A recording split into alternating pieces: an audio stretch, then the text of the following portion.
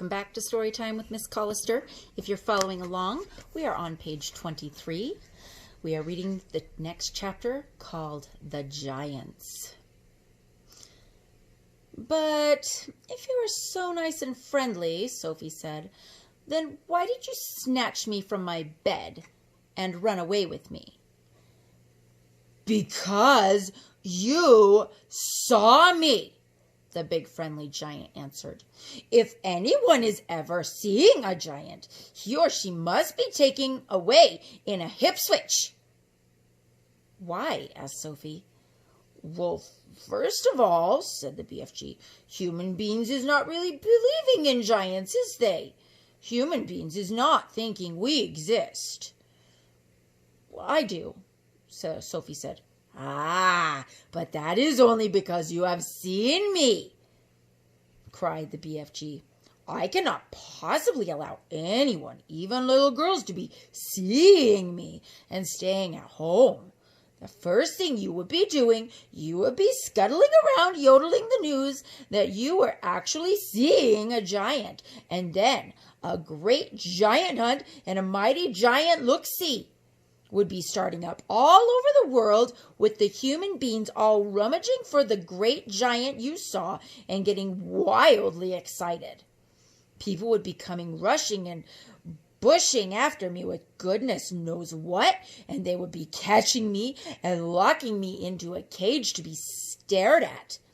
They would be putting me into the zoo or the bunkum house with all those squiggling hippo dumplings and crocodile dillies. Sophie knew what the giant said was true. If any person reported actually having seen a giant haunting the streets of the town at night, there would most certainly be a terrific hullabaloo across the world.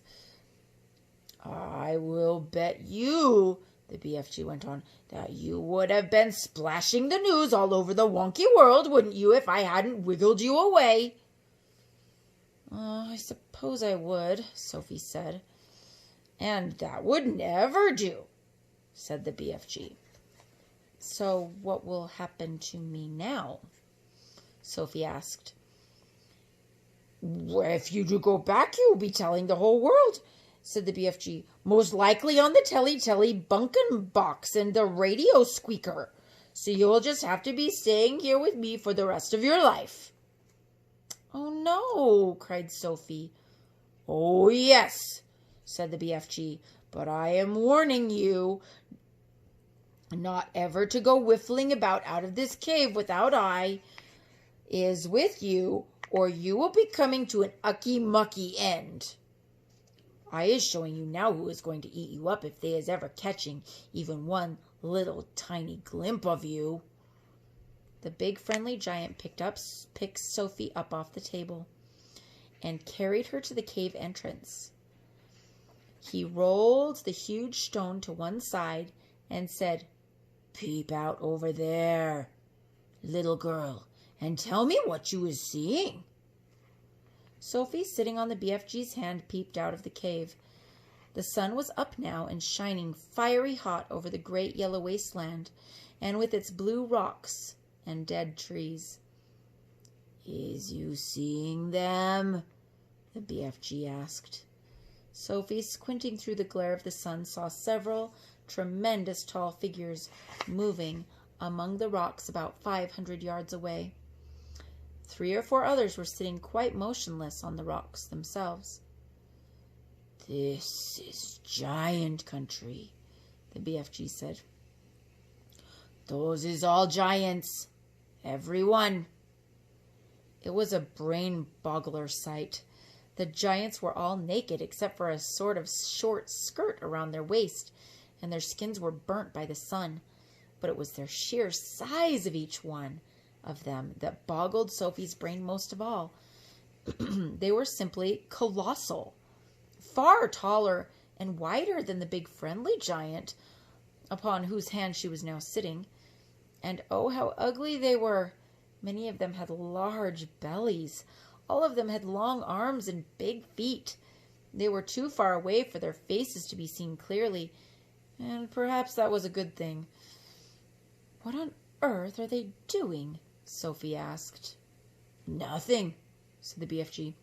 They is just moochling and foochling around and waiting for the night to come. Then they will all be galloping off to places where people is living to find their suppers. You mean to Turkey? Sophie said. Bone-crunching giant will be galloping to Turkey, of course, said the BFG. But the others will be whiffling off to all sorts of other flung-away places, like Wellington for the booty flavor and Panama for the hatty taste. Every giant is having his own favorite hunting ground. Do they ever go to England? Sophie asked. Often, said the BFG. They say English is tasting ever so wonderfully of cod scallop. I'm not sure I quite know what that means, Sophie said. Meaning is not important, said the BFG. I cannot be right all of the time. Quite often I is left instead of right. And are all those beastly giants over there really going off again tonight to eat people? Sophie asked. All of them is guzzling human beings every night, the BFG answered.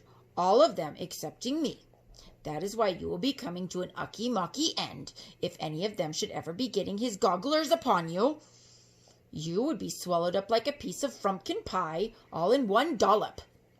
But eating people is horrible, Sophie cried. It's frightful. Why doesn't someone stop them? And who, please, is going to be stopping them? Asked the BFG. Couldn't you? Said Sophie. Never in a pig's whistle, cried the BFG. All of those man-eating giants is enormous and very fierce. They is all at least 2 times my wideness and double my royal highness. Twice as high as you? Cried Sophie. Easily that, said the BFG. You is seeing them in the distance, but just you wait till you get them close up. Those giants is all at least 50 feet tall, with huge muscles, and cockles alive-o. I is the titchy one. I is the runt. 24 feet is puddle nuts in giant country. You mustn't feel bad about it, Sophie said. I think you are just great. Why, even your toes must be as big as sausages. Bigger, said the BFG, looking pleased. They is as big as bumble hampers. How many giants are out there? Sophie asked. 9 altogether, answered the BFG.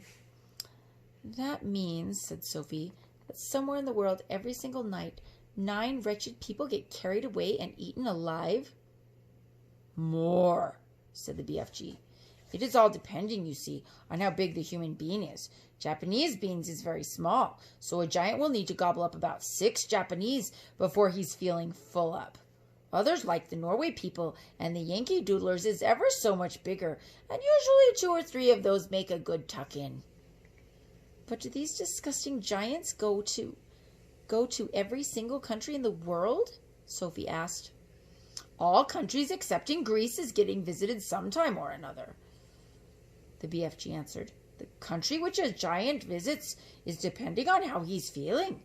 If it is very warm weather, and the giant is feeling as hot as a sizzle pan, he will probably go galloping far off to the Frisbee North to get himself an Eskimo or 2, or to cool him down. A nice fat Eskimo to a giant is a lovely ice cream lolly to you. I'll take your word for it, Sophie said. And then again, if it's a frosty night and the giant is fridging with cold, he'll probably point his nose towards the sweltering hotlands to guzzle a few Hottentots to warm him up. How perfectly horrible, Sophie said. Nothing hots a cold giant up like a hot Hottentot, the BFG said. And if you were to put